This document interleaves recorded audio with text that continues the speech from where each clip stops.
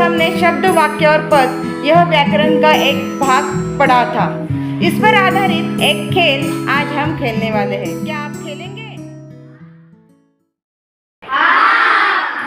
वाक्य पद में सबसे पहले आता है शब्द।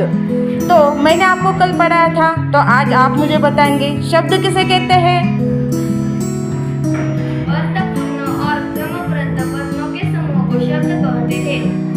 जैसे कि गुलाब, जैसे कि कलम, जैसे कि शेर, जैसे कि पहाड़, जैसे कि बिल्ली, जैसे कि पौधा, जैसे कि रंग, जैसे कि। अब मुझे आप बताओ कि वाक्य किसे कहते हैं? क्रमबद्ध और अर्थपूर्ण शब्द के समूह को वाक्य कहते हैं। जैसे कि मेरा भाई राम है, जैसे कि मेरा नाम श्रावणी है, जैसे कि सीमा खाना खाती है, जैसे कि हम फूलों का राजा है, जैसे कि मैं पढ़ाई करती हूँ, जैसे कि भारत मेरा देश है, जैसे कि मैं प्रभु के गाना गाती है, जैसे कि आप मुझे बताओ कि पद किसे कहते हैं? वाक्य में प्रयुक्त शब्द पद कहलाते हैं।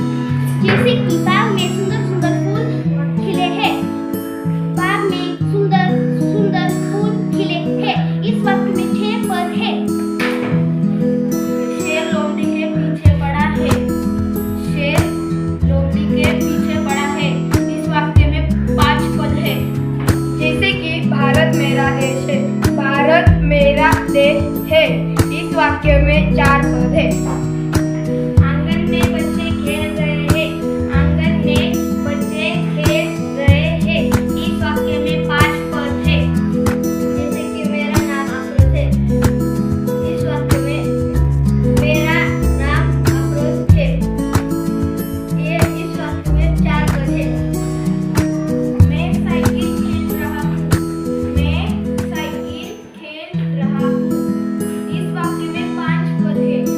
मेरा नाम यूसुफ है, जैसे कि मेरा नाम यूसुफ है। इस वाक्य में 4 पद हैं।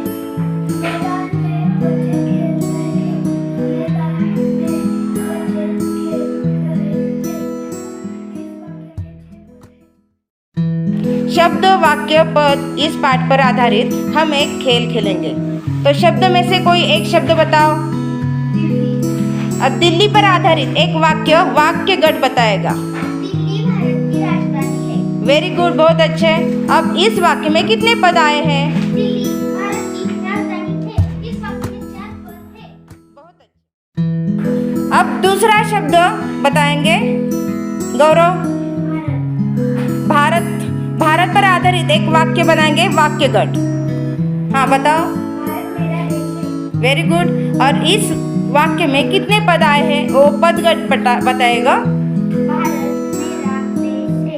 इसमें 4 पद आए हैं। वेरी गुड, बहुत अच्छे। आपको सबको ये पाठ अच्छे से समझ में आया है? हाँ।